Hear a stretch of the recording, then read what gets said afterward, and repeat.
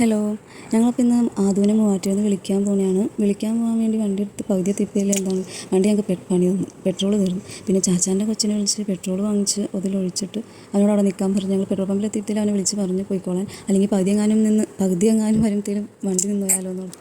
പിന്നെ ഞങ്ങൾ പെട്രോൾ അടിച്ച് നേരെ വീട്ടിലേക്ക് പോയി. ഇത്രയും 3 ദിവസം അവിടെ നിന്നു കേട്ടോ. അവൻ എല്ലാത്തിനും ഭയങ്കര വീട് ഉറങ്ങിയ മാതിരി ആയിരുന്നു.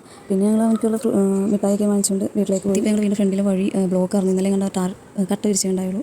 പിന്നെ ഞങ്ങൾ വീട്ടിൽ കയറി കഴിഞ്ഞിട്ടുള്ള വീഡിയോ എടുക്കാൻ പറ്റില്ല.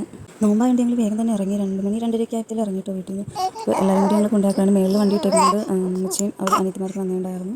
നടന്നു പോകുന്ന സമയത്ത് ഞങ്ങളുടെ മേളത്തെ വീട്ടിൽ മാവിൽ കുറേ മാങ്ങ ഉണ്ടാക്കി കിടക്കുന്നുണ്ടായിരുന്നു. അത് ഞാൻ ചുമ്മാ പറിച്ചെടുത്താണ്.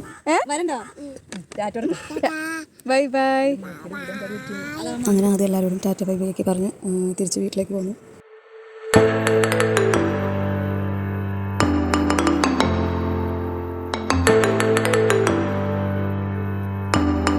വീട്ടിലേക്ക് പോകാൻ നേരം വീട്ടിലേക്ക് തിരികെ വഴി എത്തിയതിലേക്ക് പറഞ്ഞു നമുക്ക് പുഴയിലൊന്ന് ഇറങ്ങി കുളിച്ചാലോ എന്ന് ചോദിച്ചാൽ അതിനോട് പറഞ്ഞു. അപ്പോൾ അതിനും അവിടെ തന്നെ പോകണം. പിന്നെ അപ്പോൾ ഞങ്ങൾ നേരെ അങ്ങോട്ടേക്ക് പോയി. അവിടെ ചെന്നപ്പോൾ നല്ല രസമുണ്ടായിരുന്നു. നല്ല പച്ചപ്പ് നിറഞ്ഞ അപ്പുറം ഇപ്പുറേ. പിന്നെ കുറേ വെക്കേഷനായിട്ട് കുറേ പിള്ളേർ അവിടെ കളിക്കുന്നുണ്ടായിരുന്നു. ഞാൻ ഇറങ്ങിയില്ല. അവിടെ പിന്നെ ഇക്കാക്കായും ആദ്യം കൂടി ഇറങ്ങി കുറേ നേരം കളിച്ച് നെച്ചാൻ്റെ കാലൊക്കെ ഒന്ന് മുക്കിച്ച്.